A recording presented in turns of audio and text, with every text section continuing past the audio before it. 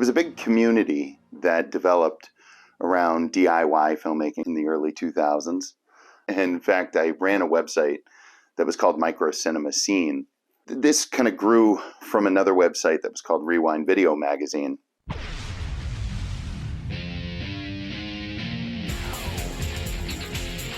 At Rewind, we sort of all just became friends. We kind of shared in a camaraderie of this unique experience of trying to use prosumer level camcorders and stuff like that to make movies. And there were all these filmmaking groups that were out there. All these folks who were just making all sorts of different films that nobody would ever see or hear about.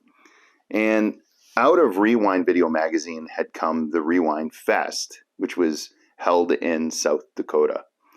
And yeah, South Dakota is kind of an interesting choice. It was the home of Lynn Productions, which were these twin brothers, Michael and Mark Lynn, who made some really advanced filmmaking as far as we went. You know, they had more resources.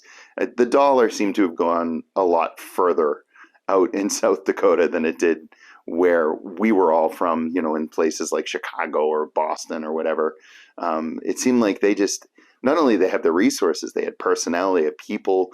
And I mean, those guys were super talented too.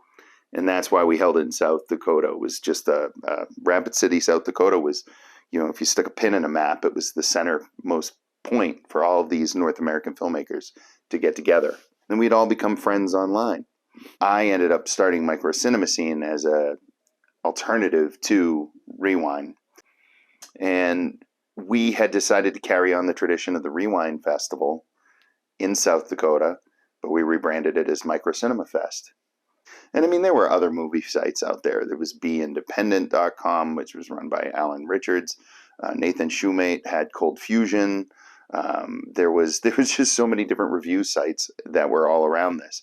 So my big thing with Micro Cinema Scene was I wanted to go out and I wanted to find new stuff, whatever I could find, as much video, as much new work, as much artistry, whatever I could find. I would go out every morning and I would just scour the internet looking for new movies. And so one morning, I was just looking around and I found this crazy trailer for a movie called Red Cockroaches. This would have been around 2003.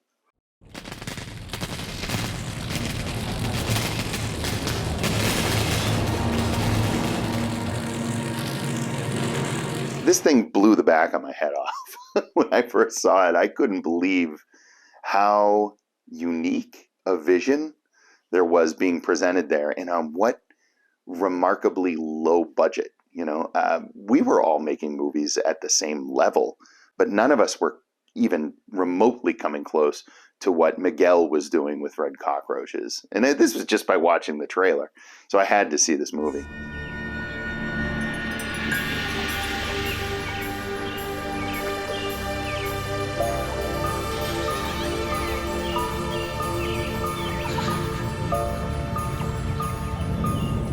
Once I had screened the movie, I became this huge evangelist for the film. And at that first Micro Cinema Fest, I told Miguel, I think it's worth you coming out here. I'm not sure you're going to win anything necessarily, because I wasn't. But it turns out he pretty much swept most of the major awards. I think he got something like the best science fiction film, best director. Adam Plotch got best actor. I think just about all the major categories got swept. And as I look back on it, I really wish that we had given Talia like an award as well, because she was absolutely remarkable in the film. And I don't think she won Best Actress, so I'm not sure who did that year, but I would have given it to her too. I think you don't like me. No, I like you. Bad for you, my friend. I already have someone to watch over me. The Micro Cinema Fest, my biggest memory of it is just how silly and fun Miguel was for such a serious film, for the director to just be having so much fun with all these other kind of goofy filmmakers. You know, here's this Cuban-born filmmaker, lives in New York City, and he's out in the heartland of America, and absolutely just loving, soaking it all in, taking those vistas in. And I just remember this giant smile that he had. He was one of the most pleasant, most convivial, and fun people I've known. And one of the reasons that I decided to ultimately exit filmmaking was that I found that the people that make movies, generally speaking, aren't, people that I'm really all that interested in getting to know. And he was somebody that really stood out. He was warm and generous. And we had a friendship that went on after Micro Cinema Fest, where he would watch my films and sort of tell me, hey, not bad, kid,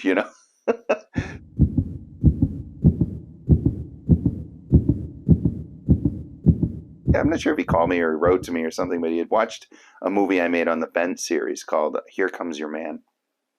It's like a sex scene, and it goes, it's on the lead character, but every time you see his partner, the partner changes throughout the sex scene.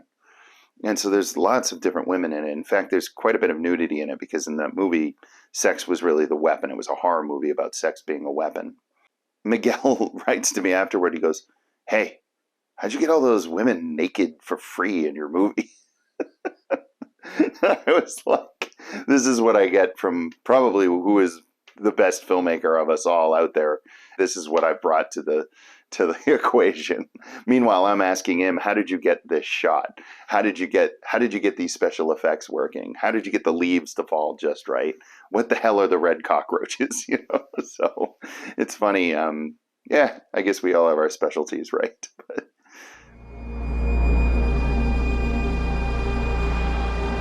I always looked at him as being like the Ridley Scott of a group of us, and then all the rest of us were maybe like the entry-level Ron Howard, like at best. He just was far and away so much more talented than any of us. And I know it's challenging, and it's, the narrative's a little bit tough to follow. I think there's a lot of red herrings in Red Cockroaches story-wise. And you can go down a lot of different rabbit holes with the meaning of the brother-sister relationship and the sister dying and this coma that she was in, etc. Whether or not that is actually what happened, And as much sophistication as it had in its story, it had even more visually, and more with the editing, and more with the sound design, and on and on and on.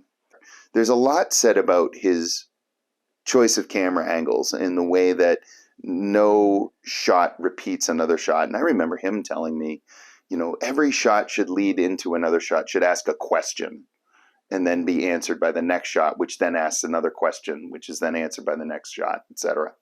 And so he never wanted to repeat the same shot. So in a dialogue scene, it's pretty wild.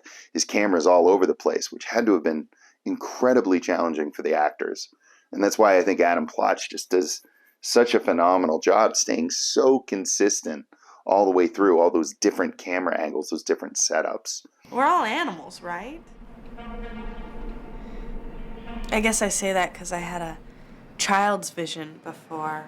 But I see these people wasting time with formalities and anti-formalities. And they're really just trying to avoid doing what they really want. You go to the subway and you see all these people, and they really make me sad. So I don't know, what am I gonna do with my life?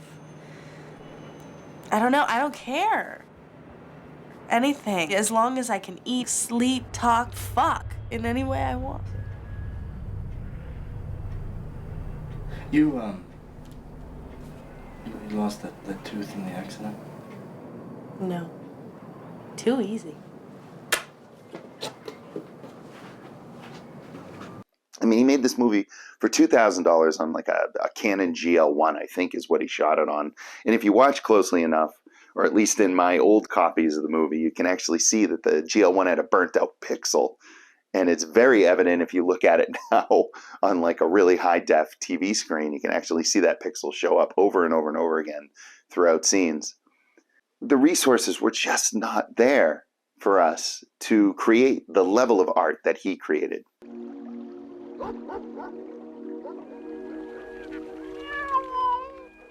Ultimately, the thing that stands out most, though, is just the visual style, and in particular the editing, the way that his transitions work, which I think is probably what stands out most about the filmmaking of Red Cockroaches. Really, he was doing something so sophisticated with the editing, with those quick cuts. Sometimes they were subject matter, right?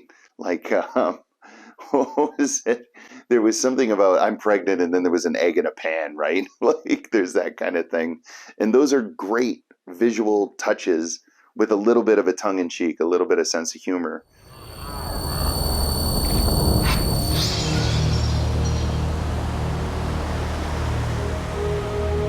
My wife tells me that she had a colleague that worked in documentary filmmaking, but took film school in Havana. You know, I don't know if she was there around the same time as Miguel, but what my wife told me about film school in Havana was just that it's art first, that the visual, the movement, the sound, everything, it's the way that other schools would teach painting. Here, we're very narrative driven. I think we're plot first, character second, visual third, and then if sound gets in there, you know, whatever. But I think sound and motion and visual movement, pacing are core to whatever informed Miguel Coyula's process. He became a really treasured filmmaker within Cuba, and I think that that's an extraordinary achievement for him. And I think in part Red Cockroaches really opened the door for that. You know, it won so many awards at so many different festivals. It played all over the world. And I think, you know, those who see it appreciate it, even with its low resources. They can appreciate it for something that's an artistic statement. It's something that's so different.